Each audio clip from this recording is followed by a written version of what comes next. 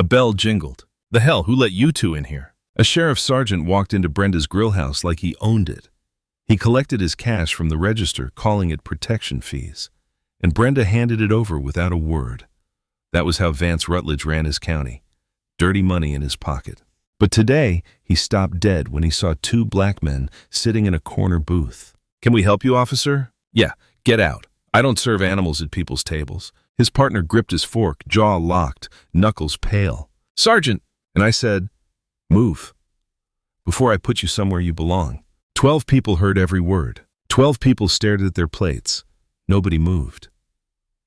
But here is what that sergeant did not know. Those two men he had just called animals had badges too.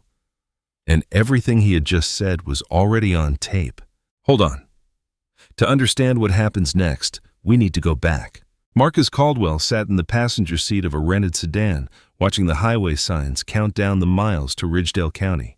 No government plates, no markings, just two black men in a Honda Accord that could have belonged to anyone. He had a leather folder open on his lap. 8 complaint reports. The same name on every single one. Sergeant Vance Rutledge. Racial profiling, illegal stops, falsified reports. All of them closed by the local department with the same 2 words, unfounded allegation. Darius Thornton drove, former college linebacker, quiet, the kind of guy who listened more than he talked. He glanced at the folder. 8 complaints, and nobody did anything? Local oversight protects their own, Marcus said. His voice was calm, measured, the tone of a man who had seen this before. That is why we are here. Captain Regina Hayes had called them into her office at the State Bureau of Professional Standards. She slid the Ridgedale file across her desk and said one sentence. "I need you to see if this is real." The assignment was simple. Spend a weekend in Ridgedale County, eat at restaurants, walk around town, exist as 2 black men in public spaces. If Rutledge was dirty, he would show himself. Body cameras concealed, audio recording every second documented. Marcus adjusted the rearview mirror and checked his reflection. Habit, years of knowing that before he opened his mouth, people would see his skin first. He wore a polo shirt, jeans, a nice watch his wife bought him for their anniversary. He looked like a man on vacation. That was the point. Darius broke the silence. "You ever get tired of this?" "Of what?" "Being the test, the bait." Marcus was quiet for a moment. Then he said, "Yeah, every time." They crossed into Ridgedale County. One main street, a courthouse with a Confederate memorial on the lawn, a gas station flying a Blue Lives Matter flag next to the American one, a hardware store, a church with a sign that read, "All welcome." Though Marcus had learned long ago that all did not always mean all. And at the center of it, Brenda's grill house.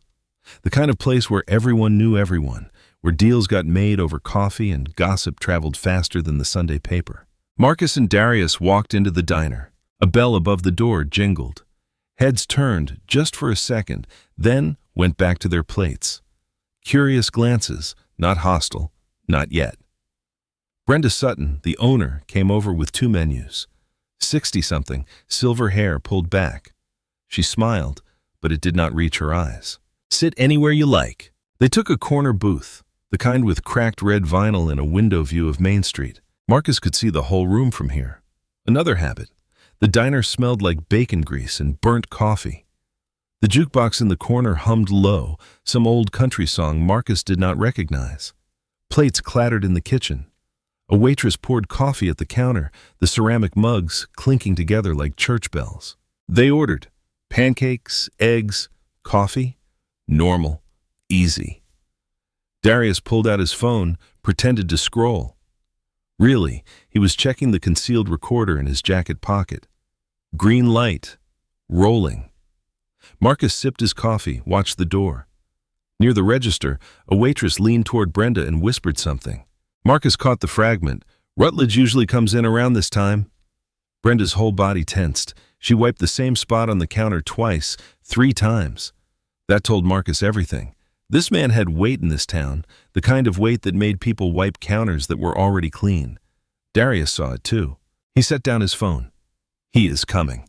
Marcus nodded, did not look up, just stirred his coffee and waited. The bell above the door jingled. Vance Rutledge walked in, full uniform, Ridgedale County Sheriff's Office patch on his shoulder, gun belt sitting heavy on his hips, mirrored sunglasses pushed up on his buzz-cut head, even though the sun was not in his eyes. Behind him, a younger deputy, mid-20s, Kyle Whitaker, skinny kid with a fresh haircut and a uniform that looked like it still had creases from the package. The diner went half silent. Forks slowed. Conversations dropped to murmurs. Brenda straightened up behind the register like a student when the principal walks into class. Rutledge did not head to the counter, did not wave at the regulars.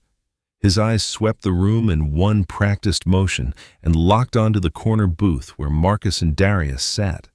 He walked straight toward them. His boots hit the tile floor with that deliberate cop rhythm. Slow, heavy. The kind of walk that says, I have all the time in the world and you do not. He stopped at the edge of their booth, did not sit, did not lean, just stood there, looking down at them like a man inspecting something he stepped in. Morning. His voice was casual, almost friendly. You boys passing through? Marcus set down his coffee cup, looked up, met his eyes. Just having breakfast. Uh-huh. Rutledge tilted his head. Where are you staying? Darius glanced at Marcus, then back at Rutledge. Is there a reason you are asking? The shift was instant. Rutledge's jaw tightened, his shoulders squared, the friendly mask cracked just a little. I am asking because I am asking. That a problem? No problem, Marcus said, voice even. We are not staying anywhere, just came in for food. Right. Rutledge pulled a small notepad from his belt, clicked a pen. I am going to need to see some ID. Marcus did not move.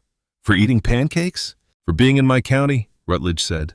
Not loud, not quiet, just flat, matter of fact, like it was the most reasonable thing in the world. Deputy Whitaker shifted his weight behind Rutledge. His eyes flicked between the booth and the floor. He looked like he wanted to be anywhere else. Marcus reached into his jacket, slowly, visibly, 2 fingers, and pulled out a wallet, slid his driver's license across the table. Out of state, clean, current. Darius did the same. Rutledge picked up both IDs like they were evidence at a crime scene, held Marcus's up to the light, squinted at it, turned it over, ran his thumb across the surface like he was checking for a forgery. Whitaker, he said, without looking back, run these. The deputy stepped forward, took the IDs, and walked back toward the door where his radio was clipped to his shoulder. His voice crackled low as he called it in to dispatch. The diner stayed quiet. Every person in that room was watching now, pretending not to watch, eyes on plates, ears wide open. Marcus's pancakes were getting cold. He did not touch them. Rutledge stood there, arms crossed, staring down at them like he was waiting for one of them to blink first. Moments passed. The dispatcher's voice came back through Whitaker's radio, tinny, distant. Marcus could not make out the words, but he saw Whitaker's face. No change, no surprise. Clean return. Whitaker walked back over and handed the IDs to Rutledge, both clear. No wants, no warrants. Rutledge did not move, did not hand the IDs back. A clean return should have ended it. That is how it works. No warrants, no holds, no reason to detain. You hand back the IDs, say have a nice day, and walk away. Rutledge did not walk away. He set the IDs on the table, but did not push them across. Left them just out of reach. Then he leaned in, not sitting, just bending down so his face was level with theirs. We have had some break-ins around here lately, he said. Voice low now, just for them. 2 guys matching your general description. Marcus did not blink. What description is that?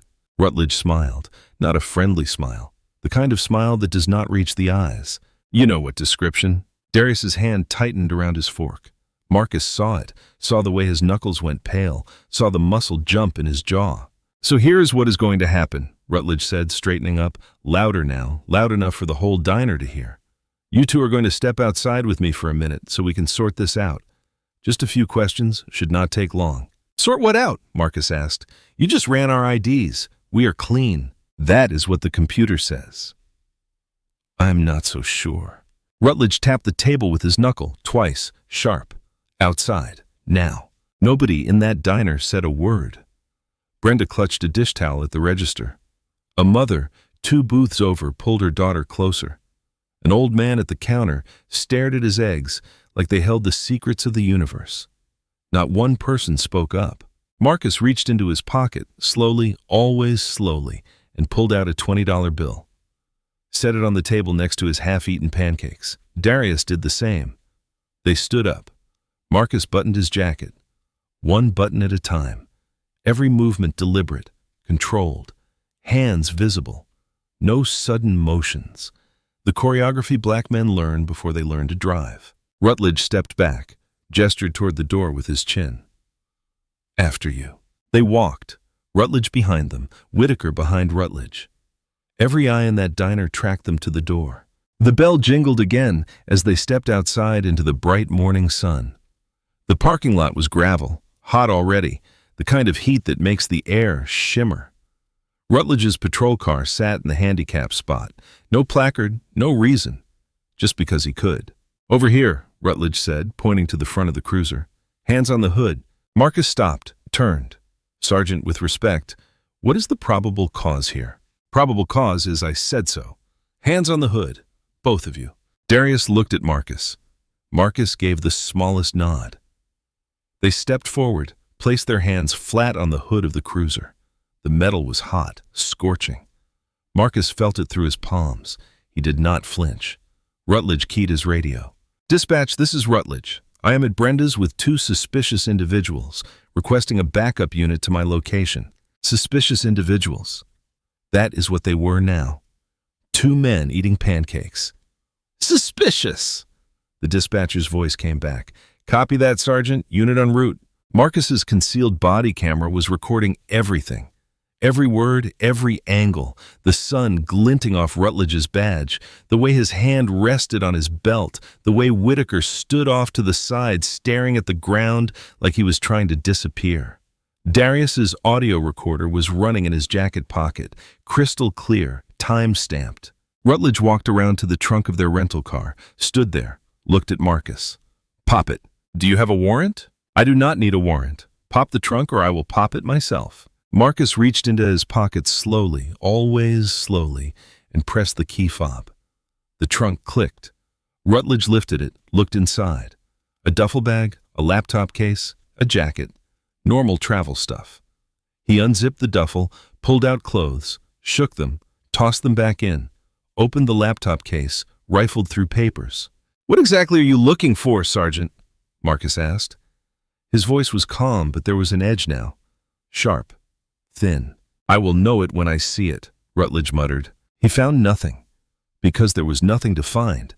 He slammed the trunk shut, walked back around, stood behind Marcus and Darius with his arms crossed. A second patrol car pulled into the lot, gravel crunching under the tires. 2 more deputies got out. Now it was 4 officers for 2 unarmed men eating pancakes. Rutledge briefed them loud enough for Marcus and Darius to hear. Suspicious individuals, out-of-state plates, uncooperative, possible connection to recent break-ins. None of that was true, not one word. One of the new deputies, older, gray at the temples, glanced at Marcus and Darius, then back at Rutledge. He did not say anything, but his face said plenty. Rutledge stepped up close behind Marcus, too close. Marcus could feel his breath on the back of his neck.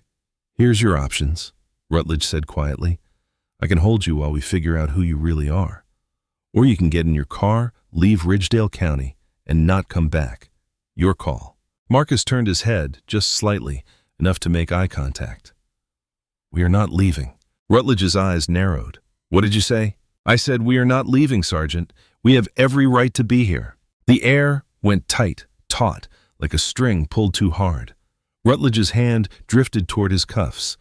And that was when Marcus decided it was time. Rutledge's hand hovered over his cuffs. His fingers drummed against the leather case once, twice, like he was deciding whether to pull the trigger on something that could not be undone. Turn around, he said. Both of you. Marcus and Darius stayed facing the cruiser, hands still on the hood. The metal burned against their palms. Neither one moved. I said turn around. Marcus spoke without turning his head. Are we under arrest, Sergeant? You will be if you do not do what I say. On what charge? Rutledge stepped closer, so close Marcus could smell the coffee on his breath. Obstruction, resisting, failure to comply. Take your pick. Darius's jaw flexed. His whole body went rigid. Marcus could feel the tension radiating off him like heat off asphalt. "Darius," Marcus said quietly. "Easy." Rutledge stepped around to Darius's side, leaned in. "Oh, so you are the hot-headed one, huh? The one who's gonna do something stupid?" Darius did not answer, did not look at him, just stared straight ahead at the diner windows where faces were pressed against the glass. Rutledge laughed, low, mean. "Yeah, that is what I thought. All bark." He walked back to Marcus, pulled a pair of black gloves from his belt, latex, snapped them on, slow, deliberate. The sound cracked in the quiet parking lot. "Hands behind your back," Rutledge said. "For what?" Marcus asked. "Pat down. Standard procedure. We already complied with your illegal stop and illegal search. Now you want to put your hands on us?" Rutledge grabbed Marcus's wrist hard, yanked it behind his back. Marcus's shoulder twisted. Pain shot down his arm. He did not make a sound. "I do not remember asking your opinion," Rutledge said into his ear. He patted Marcus down, rough, aggressive, hands running up his legs, along his sides, across his chest, every motion designed to humiliate, to remind Marcus who had the power here. He found the phone in Marcus's pocket, pulled it out, looked at the screen. "This unlocked?" "No, unlock it. That is my personal property. You have no right." Rutledge cut him off. "I have every right. Unlock it, or I will assume you are hiding something." Marcus stared at him, silent, calculating. Rutledge tossed the phone onto the hood of the cruiser, screen down. It clattered against the metal. "Fine, we will get a warrant. Hold you till it comes through.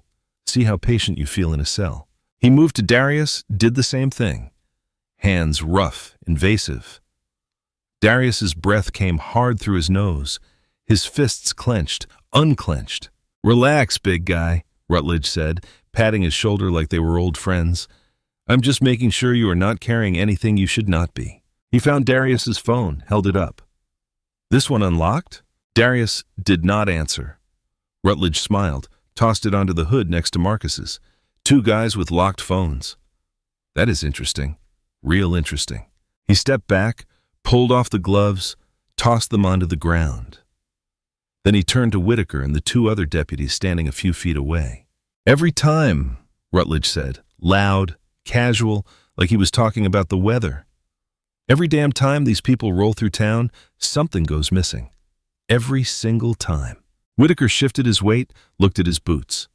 The other two deputies did not react, just stood there, stone-faced, silent witnesses. Marcus turned his head just enough, caught Rutledge's eye. "These people?" Rutledge shrugged. "You said it, not me." The mask was off now, fully, completely. This was not about break-ins, was not about probable cause or procedure or public safety. This was about skin, about power, about a man in the uniform deciding who belonged and who did not. Rutledge walked over to the rental car, crouched down, looked at the license plate, ran his fingers along the frame like he was searching for something hidden. "Where did you say you were from?" he called over his shoulder. "We did not," Marcus said. Rutledge stood up, walked back over, hands on his hips. "See? That's your problem. You got an attitude. You think you are smart. I have dealt with guys like you before. You come into small towns thinking you own the place, thinking nobody's going to check you." He leaned in close enough that Marcus could see the sweat beading on his forehead, close enough to smell the stale cigarette smoke on his uniform. "But this is my town," Rutledge said. "My county. And I decide who gets to walk around free and who does not. You understand that?" Marcus's voice was ice. "I understand you perfectly, Sergeant." Something flickered in Rutledge's eyes. Anger, or maybe recognition. Like some part of him knew he had just crossed a line he could not uncross. But he did not back down. He turned to the other deputies. "Run a full background check, both of them. I want employment history, known associates, prior addresses, everything." One of the deputies hesitated. "Sergeant, we already ran their IDs." "I said run it again," Rutledge snapped. "And this time, dig deeper." The deputy nodded, walked back to his cruiser. Rutledge turned back to Marcus and Darius. You two are going to stand right here. Do not move. Do not talk. Do not even breathe wrong. You got me?" They did not answer. Minutes passed. The sun climbed higher. Sweat dripped down Marcus's back. His arms ached from holding them behind him, but he didn't move, did not complain. This was the test. This was what they came for. Rutledge paced back and forth, gravel crunching under his boots. He kept glancing at them, then at the diner, then back at them. Like he was waiting for something, an excuse, a reaction. Anything to justify what he had already decided to do. Finally, he stopped in front of Marcus. "You know what I think?" Rutledge said.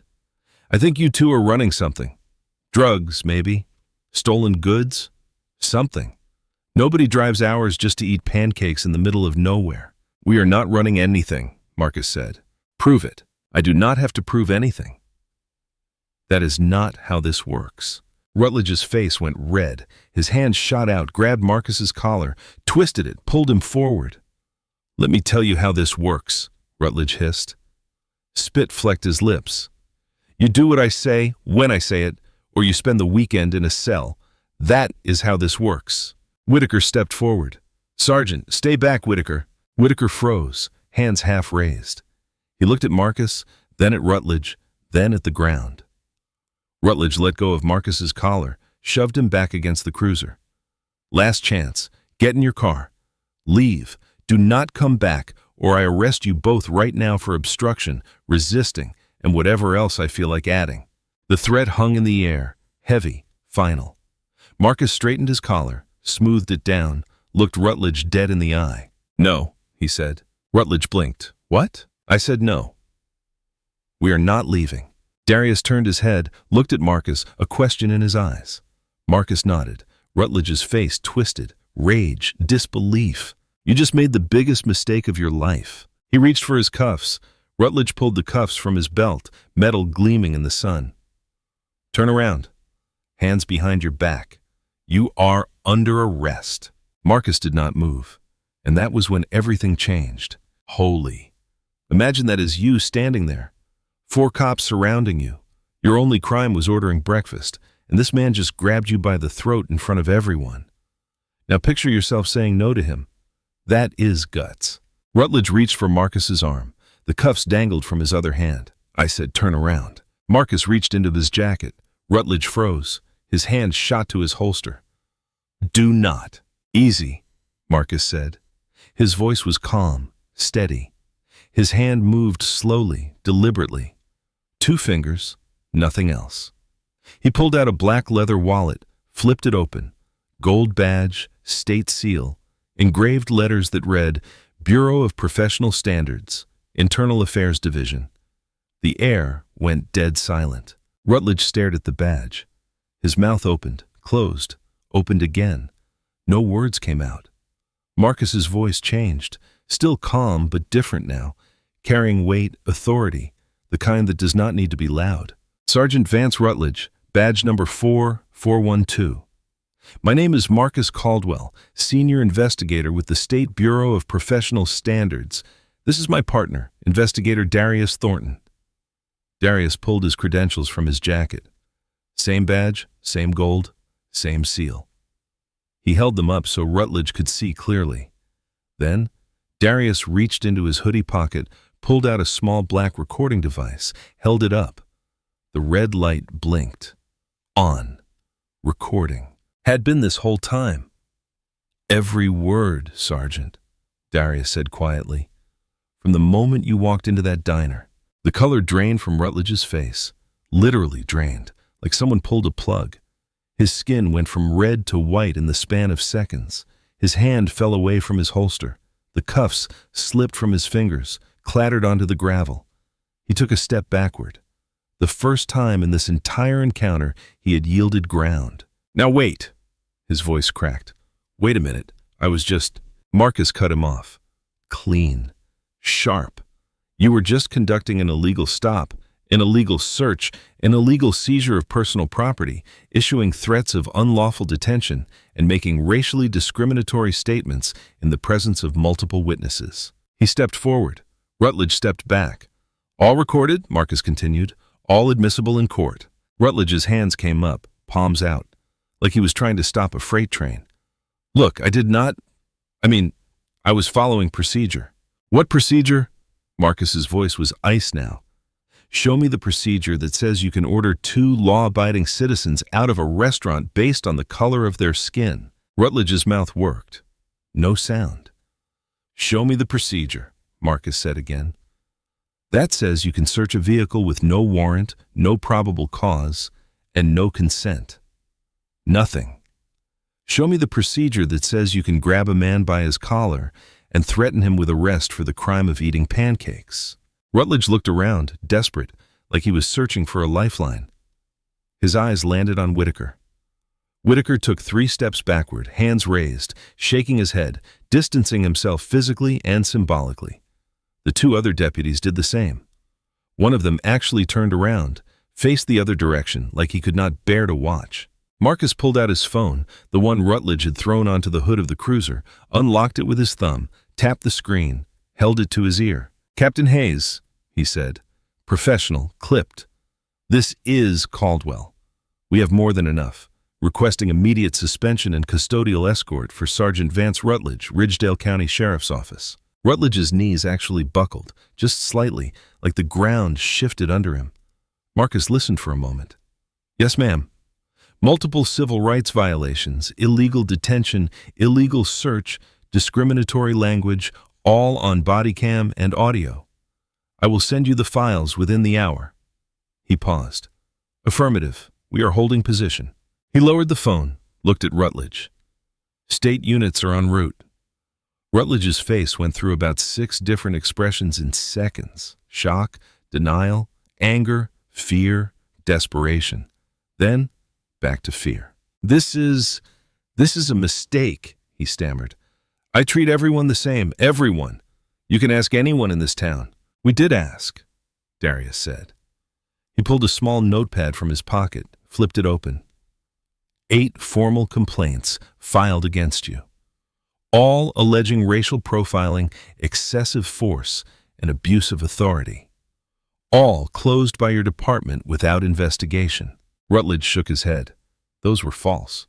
Every one of them. People lying to get out of tickets. We interviewed all 8 complainants last week, Marcus said.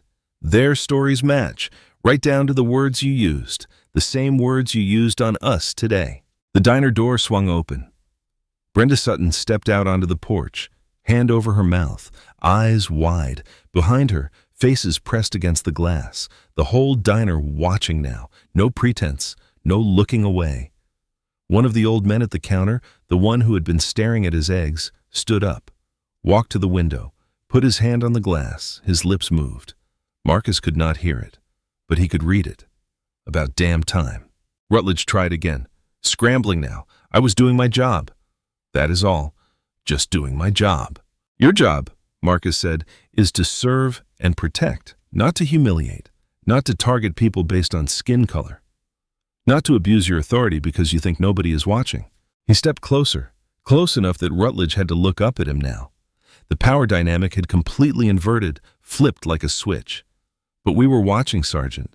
We have been watching you, and now everyone else is about to watch too. Rutledge opened his mouth, closed it. His shoulders sagged. Whitaker spoke up. His voice was quiet, shaky. Sergeant Rutledge, I think you should stop talking. Maybe call a lawyer. Rutledge turned to him. Whitaker, you know I am not. Tell them I am not. Whitaker looked at the ground. I cannot tell them anything, Sergeant. I was here. I saw what I saw. Rutledge's face crumbled. Marcus pulled out a small card from his wallet, Miranda rights printed on it. He held it up. Sergeant Vance Rutledge, you are not under arrest at this time. However, you are being relieved of duty pending an internal affairs investigation. You have the right to remain silent. You have the right to legal representation. Anything you say from this point forward can and will be used in administrative and criminal proceedings. He lowered the card. Do you understand these rights as I have explained them to you? Rutledge did not answer. He just stood there staring at nothing. In the distance, sirens, faint, getting louder. 2 unmarked black sedans pulled into the parking lot, State vehicles. No lights, no drama, just quiet, professional efficiency. 4 agents in plain clothes stepped out, badges on their belts. They walked over to Marcus. One of them, a woman in her 50s, gray hair pulled back, extended her hand. "Investigator Caldwell, Captain Hayes sends her regards." Marcus shook her hand. "Appreciate the quick response." She looked at Rutledge, no expression, just cold assessment. "Sergeant Rutledge, I am Agent Holt with the State Bureau of Professional Standards. You are hereby relieved of active duty. I need your service weapon, your badge, and your keys." Rutledge stood there, frozen. "Sergeant," she said again, firmer, "your weapon, now." His hands shook as he unbuckled his gun belt, handed it over. Then his badge, then his keys. Agent Holt handed them to another agent, turned back to Rutledge. "You will be escorted to the county administration building for formal processing. You are not under arrest, but you are not to leave the state. Do you understand?" Rutledge nodded, barely. "Out loud, please." "I understand," he whispered. 2 agents flanked him, walked him to one of the sedans, opened the back door. He got in. The man who had ordered 2 black men out of a diner was now the one being removed. The door closed, the sedan pulled away, and just like that, it was over. The gravel crunched under the tires as the sedan disappeared down Main Street. The sound faded, then silence. Marcus stood in the parking lot, Darius beside him. 4 deputies still standing there like statues. Nobody knew what to do next. Agent Holt turned to Marcus. "We will need your body cam footage and audio files, full statements. I'm assuming you documented everything?" Marcus nodded. "Every second from the moment he walked into that diner." "Good." She glanced at the remaining deputies. Her eyes landed on Whitaker. "Deputy, you were present for the entire encounter?" Whitaker swallowed hard. "Yes, ma'am." "And you witnessed Sergeant Rutledge conduct an illegal stop, an illegal search, and make discriminatory statements?" Whitaker looked at his boots, then at Marcus, then back at Agent Holt. "Yes, ma'am, I did." "And you said nothing?" "No, ma'am, I did not." Agent Holt's expression did not change. "That will be in our report. You will receive a formal interview request. I would suggest you think very carefully about what you want to say." Whitaker nodded. His face had gone pale. Marcus stepped forward, looked at Whitaker directly. "Deputy, you were present for every violation. You watched. You said nothing." "That is complicity." Whitaker's hands trembled. "I know, but," Marcus continued, "you also did not actively participate. You did not touch us, did not echo his statements, did not pile on." Whitaker looked up. Something like hope flickered in his eyes. "So here is what you need to understand," Marcus said. His voice was firm, but not cruel. "You are going to have a choice in the coming weeks. You can cooperate with this investigation, tell the truth, help us understand how deep this goes. Or you can try to protect him and go down with him." He let that sink in. "I would think very carefully about which path you choose." Whitaker nodded slowly. "Yes, sir." Marcus turned away, walked toward the diner. Brenda Sutton was still standing on the porch. Her hands were shaking. The dish towel she had been holding earlier was twisted into a knot. Marcus stopped at the bottom of the steps, looked up at her. "Ma'am," he said gently, "I'm going to need to ask you some questions about what you witnessed today, and about anything else you might have seen over the years." Brenda's eyes filled with tears. "I have watched him do this for so long, to families, to kids just passing through, to anyone who did not look like they belonged here." Her voice cracked. "I should have said something. I should have done something, but I was scared. He collects money from me, says it is for protection, but really it is just extortion. And I paid because I did not want trouble. I did not want him coming after my business." Marcus's expression softened. "You can help now. We will need your statement, everything you remember, everything you saw." "Anything," Brenda said. "I will tell you anything you need to know." "Thank you." She wiped her eyes with the towel. "Can I ask you something?" "Of course." "Why did not you tell him right away when he first came over to your table? Why wait?" Marcus was quiet for a moment. Then he said, "Because we needed to see what he would do when he thought nobody was watching, when he thought he had all the power and we had none." He looked back at the parking lot, at the spot where Rutledge had stood. "We needed him to show us exactly who he was." Brenda nodded. Understood. Inside the diner, the patrons were starting to move again. Conversations picked back up. Low at first, then louder. The shock was wearing off, reality setting in. The old man who had been at the counter walked outside, stopped in front of Marcus, extended his hand. "Thank you," he said simply. Marcus shook his hand. You are welcome. I have lived in this town years. Watched that man terrorize people. Nobody did anything. Nobody could." The old man's grip tightened. "I'm glad you did." He let go, walked back inside. Darius came up beside Marcus. "Captain Hayes wants us back at headquarters." Full debrief. Marcus nodded, looked at the diner, at the patrol car still parked in the lot, at the faces in the windows. "You think this will change anything?" Darius asked quietly. Marcus thought about that. About 8 complaints buried in files. About silence. About 12 people who watched and said nothing until it was already over. "Maybe," he said finally, "but only if people decide they are tired of looking away." They walked back to their rental car. The hood was still warm from where their hands had been pressed against it. Marcus opened the driver's side door, paused, looked back one more time. Deputy Whitaker was still standing in the parking lot, alone now, staring at the spot where Rutledge had been. He looked lost. Marcus got in the car, started the engine. "Think he will cooperate?" Darius asked. "Yeah," Marcus said. "I think he will." They pulled out of the parking lot, drove down Main Street, past the courthouse with its Confederate memorial, past the gas station with its flags, past the hardware store, and the church. Behind them, Ridgedale County looked the same as it had that morning, but something had shifted, something had cracked. And cracks, Marcus knew, were where the light got in. The story broke wide open. Investigative journalist Vanessa Collier sat in her editing bay at the state's largest news affiliate. On her screen, body cam footage played in crystal clear high definition. Rutledge walking into the diner, the contempt in his voice, the illegal search, the grab, the threats, every single frame documented, undeniable. Her producer leaned over her shoulder. "When can we air this?" "Tonight," Vanessa said. Lead story. The footage hit the airwaves. By soon after, it was on social media.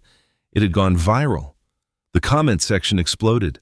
Thousands of people sharing their own stories, names of other officers in other counties who had done the same thing. Hashtags trended. Civil rights organizations issued statements. The ACLU, the NAACP, local advocacy groups, all demanding accountability. The Ridgedale County Sheriff's Office switchboard lit up. Hundreds of calls, emails flooding the inbox. Sheriff Harlan Briggs called an emergency press conference, stood behind a podium with the county seal on it. Cameras flashing. "Sergeant Rutledge's behavior does not represent the values of this department. We have zero tolerance for discrimination of any kind." A reporter shouted from the back, "Sheriff, you had 8 complaints against Rutledge. Why were they all dismissed?" Briggs's jaw tightened. Those complaints were reviewed by our internal oversight committee and deemed to be without merit at the time. "All 8 of them?" That was the determination, yes. Vanessa Collier stood up. "Sheriff, the body cam footage shows 4 other deputies at the scene. None of them intervened. Does not that suggest a systemic problem?" Briggs hesitated. "We are reviewing the actions of all personnel involved." "When did that review start? Before or after the footage went public?" The sheriff did not answer that. 2 days later, Captain Regina Hayes held her own press conference. Different tone entirely. Sergeant Vance Rutledge operated with impunity because the system designed to hold him accountable chose not to. 8 complaints were filed. 8 times victims were dismissed. She paused. Let that land. Those 8 complainants were re-interviewed. Their accounts are consistent, detailed, corroborated by evidence. Every single complaint was valid. Every single one was ignored. She looked directly at the cameras. Sergeant Rutledge has been charged with multiple federal civil rights violations, unlawful detention, illegal search and seizure, official misconduct, falsifying police reports related to prior incidents. Her message was clear. This was not just about Rutledge anymore. The trial began. Federal courthouse, packed gallery. Rutledge sat at the defense table in a borrowed suit. No uniform, no badge, just a man waiting for judgment. The prosecution played the body cam footage. Every juror watched. Some leaned forward. One woman in the back row wiped her eyes. Marcus testified, calm, precise. The defense attorney tried to rattle him. "Investigator Caldwell, is not it true you were trying to provoke my client?" Marcus looked at the jury. "We were eating pancakes. If that is provocative, then yes." A few jurors smiled. Darius testified next, corroborated everything, played segments of the audio. "I do not serve animals at people's tables. Get your black asses out that door." The jury heard it all. Brenda Sutton took the stand, her voice shook. "I watched him target people for years, families on road trips, college kids, anyone who did not look like they belonged. I did not report it because I was afraid." She looked at the jury. "I am ashamed I did not speak sooner." Deputy Whitaker testified under a cooperation agreement. He had resigned after the incident. "Did you witness Sergeant Rutledge conduct an illegal stop?" "Yes." "Did you witness him make racially discriminatory statements?" "Yes." "And did you intervene?" Whitaker looked at his hands. "No, I did not. I was afraid of what he would do to my career. I was wrong." Rutledge took the stand against his lawyer's advice.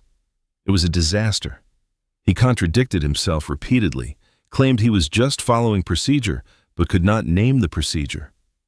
The prosecutor destroyed him. "Sergeant Rutledge, what procedure allows you to order paying customers out of a restaurant based solely on their race?" "I did not. It was not about race." "Then what was it about?" Rutledge stammered. They looked suspicious. "Suspicious how?" They did not fit." "Did not fit into a public restaurant because of what exactly?" No answer. The jury deliberated for hours. Guilty. All major counts. The judge sentenced him. "Mr. Rutledge, you wore a badge for years. You swore an oath to protect and serve all citizens. Instead, you used that badge as a weapon. You targeted people based on skin color. You abused your authority." She looked at him over her glasses. Years in federal prison, permanent disqualification from law enforcement, forfeiture of pension. Rutledge's head dropped, and the Ridgedale County Sheriff's Office is hereby placed under a federal consent decree. Mandatory reforms, external oversight, comprehensive retraining, effective immediately. The gavel came down. In the gallery, Brenda Sutton exhaled for the first time in months. Marcus sat in the back row, Darius beside him. They did not celebrate, just nodded once. Justice was not a victory. It was a correction. Back in Ridgedale County, things were changing, slowly, painfully, but changing. 2 additional deputies were terminated for complicity. Both faced separate charges. The county hired an independent oversight board. Civilian-led, real authority. Brenda's grill house stayed open. Business actually picked up. She hung a small wooden sign near the booth where Marcus and Darius had sat. It read, "Everyone belongs here." Not everyone in Ridgedale County liked the changes. Some people grumbled, said it was government overreach. Others, quietly, carefully, started to speak up about things they had seen, things they had ignored. The cracks were widening and light was getting in. Marcus Caldwell sat in his new office on the 4th floor of the State Bureau of Professional Standards headquarters, deputy director. The promotion came with a corner office and a view of the Capitol building. More importantly, it came with authority, real authority, the kind that could change systems, not just individuals. He still traveled, still investigated dirty cops, but now he also supervised investigators across the state, trained new recruits, rewrote policy manuals, made sure that what happened in Ridgedale could not happen again, or, at least, could not happen quietly. On the road, he still ate breakfast at diners, always pancakes, always a corner booth. Old habits. Darius Thornton transferred to the Bureau's training division. He stood in front of classrooms full of new police academy graduates and told them the Ridgedale story, showed them the body cam footage, made them watch every uncomfortable second. Then he would ask them one question. "What would you have done if you were Deputy Whitaker?" The room always went silent. That silence was the point. Kyle Whitaker resigned from law enforcement the week after he testified. He spent months doing nothing, just thinking, processing, figuring out who he wanted to be. Then he enrolled in law school. He was starting over, carrying the weight of what he had witnessed and what he had failed to do. He gave an interview to Vanessa Collier, sat across from her in a coffee shop, no cameras, just a conversation. I spent years watching, he said, watching Rutledge target people, watching him abuse his authority, and I said nothing because I was scared. Scared of losing my job, scared of being labeled a snitch, scared of standing alone. He stared at his coffee. But you know what is worse than being scared? Being the kind of person who watches injustice happen and chooses comfort over doing the right thing. Vanessa asked him what he would say to other officers in similar positions. Whitaker looked directly at the camera. Speak up. I do not care how hard it is. I do not care how scared you are. Speak up, because your silence is not neutral. It is complicity. The interview went viral. Not as big as the original footage, but big enough. Some officers hated him for it, called him a traitor, said he had violated the thin blue line. Others reached out privately, thanked him, said they wished they had his courage. Whitaker was okay with both reactions. He had made his choice. Vance Rutledge was serving his sentence at a federal correctional facility in the southern part of the state. No early release, no reduced sentence. His appeals had been denied. In prison, he was just another inmate. No badge, no authority, no power over anyone. Years is a long time to think about a plate of pancakes. Brenda Sutton became something unexpected, an activist. She testified before the state legislature in support of a bill mandating independent civilian oversight for all county law enforcement agencies. She stood at the podium in the state capitol, hands shaking, but her voice steady. I watched a corrupt officer operate unchecked for years because I was too afraid to speak up. I'm not afraid anymore, and neither should you be. The bill passed by 2 votes. Brenda went back to running her diner. But now, every month, representatives from the new oversight board met there, right there in her dining room, where it all started. The booth where Marcus and Darius sat that morning became something of a local landmark. People asked to sit there, took pictures of the sign, "Everyone belongs here." Some people thought it was too much, too performative, but Brenda did not care. She knew what that booth represented. Not just a story, a choice. The choice to finally stop looking away. Accountability does not happen by accident. It happens when people decide that silence costs too much. Rutledge did not fall because he was unlucky. He fell because Marcus and Darius refused to look away, because Brenda decided shame was not as heavy as complicity, because Whitaker chose truth over comfort. The system protects itself until enough people decide it should not. Wait, this story is fiction, but imagine you're sitting in that diner. You hear those words, you see those badges. Do nothing. What do you do? That is the real question. Drop a comment. Have you seen this happen? What did you do? If this hit you, like it, share it, subscribe. Stay loud. Never let anyone tell you where you do not belong.